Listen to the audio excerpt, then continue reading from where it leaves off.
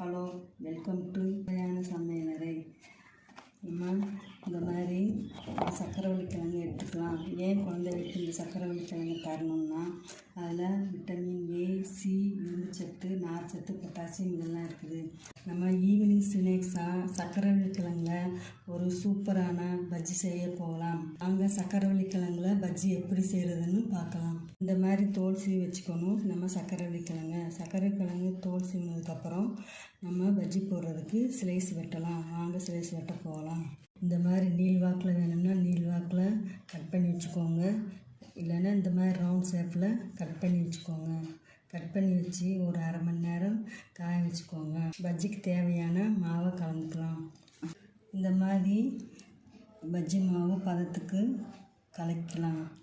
இந்த மாதிரி நீங்களும் பஜ்ஜி மாவு பதத்தில் மாவை கலக்கி வச்சுக்கோங்க. பஜ்ஜிக்கு தேவையான மாவு நம்ம கலக்கிட்டோம். அதுக்குள்ளே அரை மணி நேரம் நம்ம வெட்டி வச்ச கிழங்கும் ஆறிடுச்சு. வாங்க நம்ம பஜ்ஜி போட போகலாம். எண்ணெய் காஞ்சிடுச்சு. இப்போ வாங்க பஜ்ஜி போட்டு எடுத்துடலாம். பஜ்ஜி வெந்துருச்சு, எடுத்துடலாம். ஈவினிங் ஸ்நாக்ஸாக குழந்தைகளுக்கு பிடிச்ச சக்கரவள்ளி கிழங்கு பஜ்ஜி தயாராகிடுச்சு.